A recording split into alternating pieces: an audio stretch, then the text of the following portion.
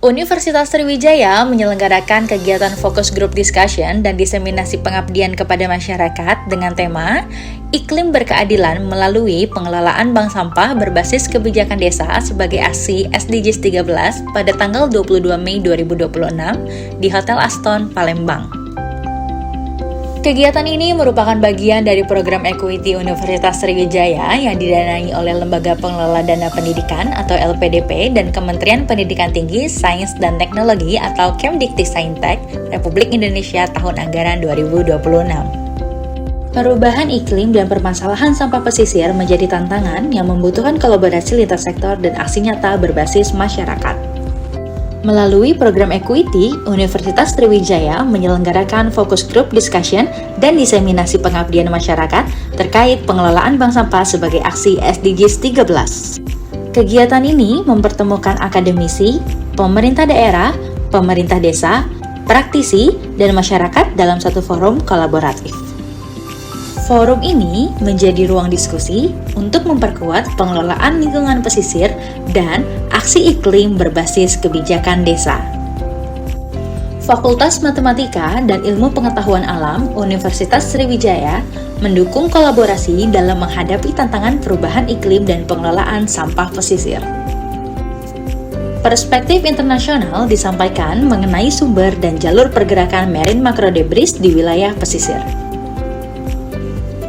Pengelolaan ekosistem pesisir dan kebijakan adaptasi perubahan iklim menjadi bagian penting dalam pembangunan desa berkelanjutan. Pengelolaan bank sampah dapat menjadi solusi berbasis komunitas dalam mendukung aksi Sustainable Development Goals 13.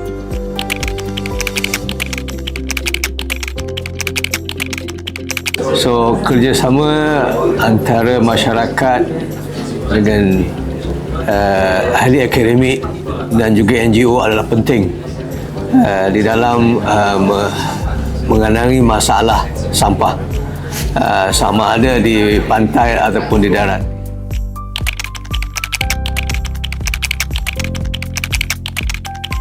Jadi begini, kita tahu bahwa sampah ini salah satu aspek yang bisa mempengaruhi di sini degradasi daripada ekosistem lingkungan. Padahal ekosistem ini punya peranan yang besar sekali di dalam meregulasi dampak daripada perubahan iklim.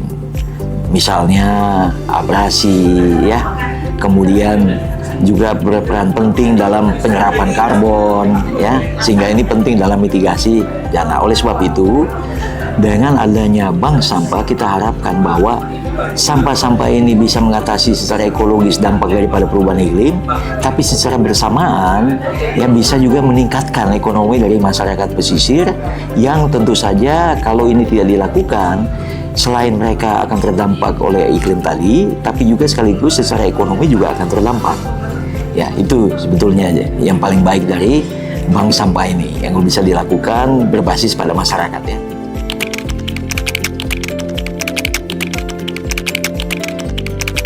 Tantangan terbesar sebetulnya dari habit kebiasaan. Kalau untuk merubah habit dan kebiasaan, ibarat kalau saya selalu akan menyampaikan kultur di Indonesia itu ada beberapa kultur. Mungkin saya akan pakai 2 kultur di Indonesia. Kalau kultur Jawa itu akan berbeda jauh dan bertolak belakang dengan Sumatera.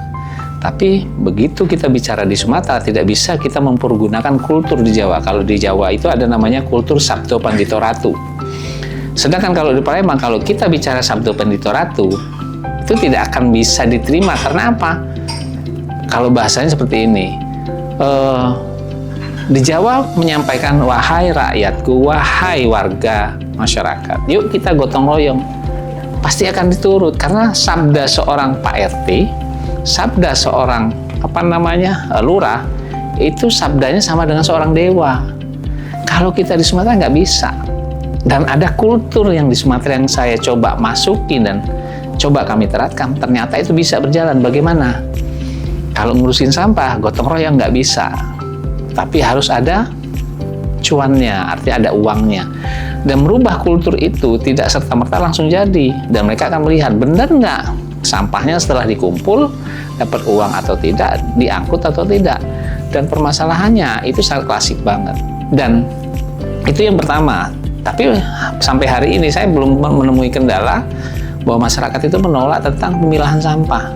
Justru hari ini kami Bank Sampah Indonesia sudah mencapai nasabah kurang lebih sekitar 7.300 yang sudah kami lakukan sejak 2023.